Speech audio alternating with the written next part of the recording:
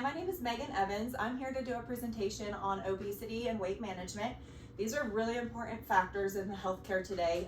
There is a lot of people that are dealing with overweight and obesity in the patient population, and this is something that providers are going to see every day.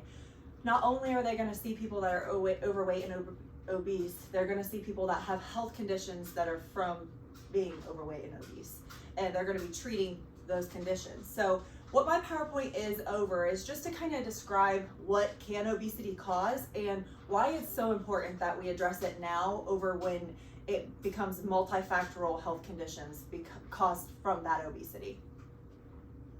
So I've kind of like brought into a slide, why is it so important? Why is weight so important?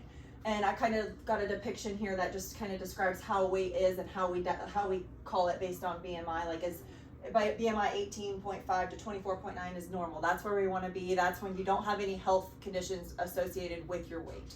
And as you get into the higher categories of overweight and obese, and obviously extremely obese, the more risks there are for obtaining other health conditions. So that's kind of why it is so important to focus on weight. I mean, I know that there's people that are just like, I don't like looking overweight, but there's more to it than just how you appear. It internally is affecting your health. So why do we have so much obesity right now? I mean, decreased exercise is one of the main, decrease in food and exercise are the two main things, but the decreased exercise just in occupations. There's so many occupations now that are focused on computer work and desk work and working with technology, and there's a far less amount of physical activity that occurs during the work hours. So this is one factor that has led to people becoming more overweight today. Another huge factor is fast food. People are busy in their lives, they have kids, they have jobs, and the fastest thing that they can get a hold of is those drive-through foods. And those drive-through foods are high in calories and they're really low in nutrients, and they really are not good for people, and they're causing this obesity everyone is becoming overweight. They're guessing that 85% of the population in 10 years is going to be at least overweight, and some are going to be obese as well. And that's in fact due to the fast food and the lack of exercise that we get now. 33% of the adults in the United States are obese now. That's not just overweight, that's obese. That's in this factor. When I'm saying 85%, I'm saying 85% of the population will be in this factor here in 10 years. So 33% is a large amount of people to be in this factor. When you think more health conditions, and even more health conditions, that's scary. And that's something that us as healthcare providers need to address. Not only are 33% of people in the US obese, but there are 36% of people in Ohio, of adults in Ohio, that are obese, and 38% in the county I live in, Licking County, are considered obese. So the numbers are huge, and it is a huge problem that we're dealing with. The biggest factors, like our next slide, is going to be, what does obesity cause? What effects does it cause? So I have another depiction here that's just talking about all of the health conditions that are associated with being overweight and obese. So like up here, you'll see diabetes. Diabetes is a horrible thing to have to deal with. I mean, checking your sugar every day, taking tons of medicine just to balance out so you don't have other organ damage. Overweight and obesity is considered to raise your sugars. It's known to raise your sugars, so it does put you at risk for diabetes. It absolutely puts you at risk for high blood pressure. We have gallbladder disease. Obesity is linked with higher fat intake is linked to it too, but in rounder abdomens, those are linked with gallbladder attacks. Heart disease and stroke, high blood pressure puts you at risk for heart disease and stroke. Increased fat consumption puts you at risk for plaque production, which is going to put you at risk for those things, as well as the fatty liver disease. The more weight you carry, the more your joints are going to feel it. So you're at risk for osteoarthritis. And then also sleep apnea. When the more weight you carry, the more risk you are for sleep apnea. And sleep apnea also causes further heart and lung demise, and it can further increase your risk for heart attacks. So that's just some of the reasons why it is so important to control your weight. What is it? Where does the provider come into all this? So obviously, as a provider, we're going to be treating all of these conditions. So we're going to be in it no matter what, whether we're approaching the weight or not. But as providers, I think our goal should be to stop this before this occurs. We don't need to be treating all these people with all these medications. If we could have stopped their weight gain and helped them lose weight initially, it maybe prevented all of these health conditions from occurring. So that's kind of why I decided to present this presentation, is just to kind of get put it out in the public why it's so important that we need to manage patients' weights and get rid of the stigma that is associated with talking about being overweight. And that's kind of where I go here. Like, who starts this conversation? Who should it be the patient presenting it to the provider, or should the provider be bringing it up to the patient? And there's been multiple studies on this, just because it's a touchy subject. People don't like to be called overweight. So the average end result in most of the studies was patients feel that they should bring it up to their doctors unless their health is being affected. So let's just say I'm in that overweight category. I don't have high blood pressure. I don't have any other conditions. I think I should be the one to bring it up to you, is kind of what the studies showed, because if not, it was more of an insult. Whereas if I have hypertension associated with my weight gain, I think the provider should bring it up to me, should talk to me and say, your blood pressure could be associated with your weight gain, and maybe if we got your weight gain under control with this dietitian and this physical therapist to help get you a head start to your weight loss, we might not have to put you on medication for your hypertension. And that's just kind of what this is talking about. There is a right way to talk about it. There's a right way to bring it up, and that's something that providers need to focus on, is just bringing it up in the right way. Like, I want you to be better. I don't want you on medications, and this is the best way we can get you there, is by losing weight. And that's kind of where I'm at on that.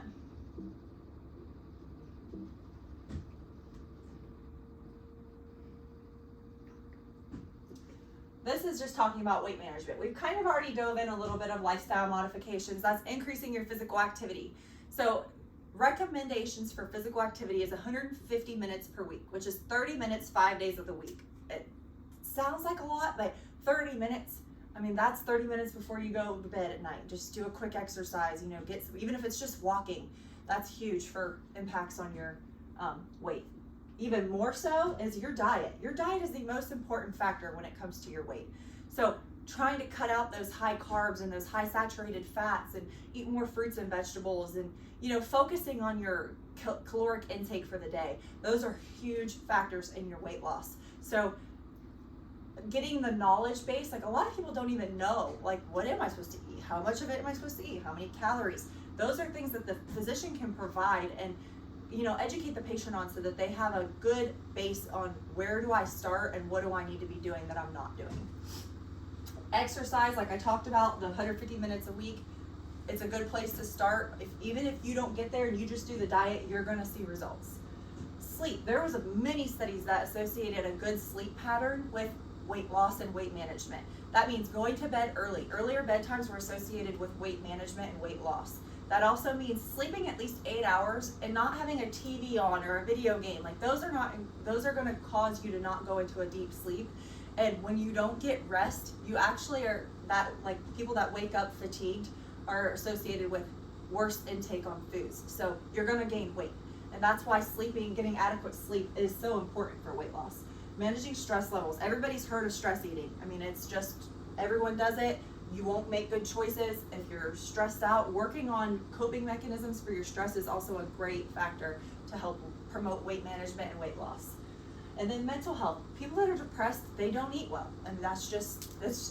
Studies have shown they gain weight, they eat poorly. Getting your mood right and getting your mood situated, whether that be counseling or whatever it needs, whatever works for you, yoga, anything. Those are things that you need to focus on when you're trying to lose weight. And then, of course, if none of those things work, there is medical intervention like medications, but they have side effects. That's why we try to keep those, at bay until we've tried all these other things. And then there's always surgeries, like bariatric surgeries, but they do have large risk factors that are associated with them. So they're great for those people that the other things don't work for, because they are very beneficial in overall medical health. But we try to keep those as a last resort.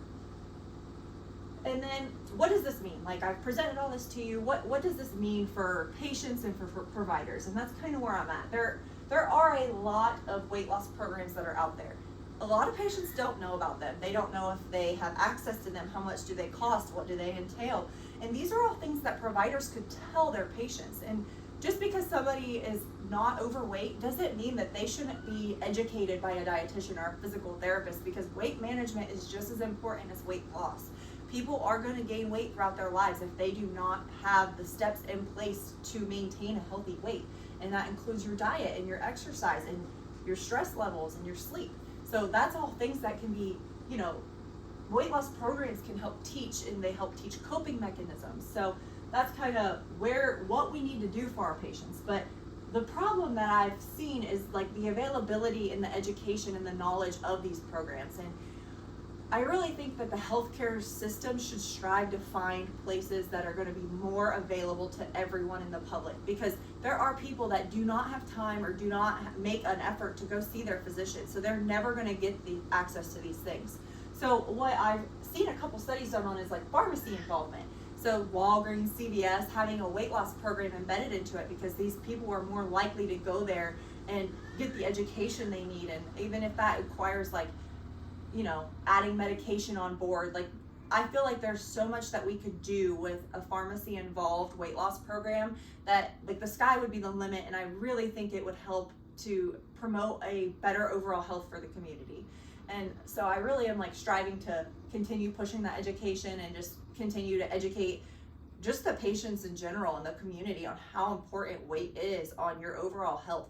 And I'm sure if people understood truly that they could stop taking blood pressure medicine and stop taking their pain medicine because their joints are hurting, and stop taking their blood thinners because they don't have as much plaque buildup, I'm sure if they truly understood these things, they would be more willing to try the interventions that I've listed to you to promote a better health for them. And that's kind of where I'm at with it. I think that changing what we can control, obviously I can't go out there and create a pharmacy involved weight loss program, and I know that would be great, but it's going to take time for that. But in the meantime, try to get out and get education on what you can do to maintain or lose weight, depending on where you fall in that category of normal weight, overweight, or obesity. Try to find the things that you can do in your life. And if you're really struggling, reach out to your physician and, tell them, I've tried this and I've tried this and they're not working. Do you have recommendations for me? And, if it comes down to it, you can always look into medical and medicines and things that can help you to get a jump start.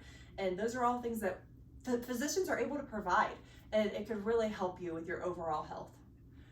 So I really appreciate you guys hanging out with me, talking about weight loss and the importance that it brings to overall health. And I hope that you guys learned something today and take something forward with you that will help promote your weight management or weight loss journey.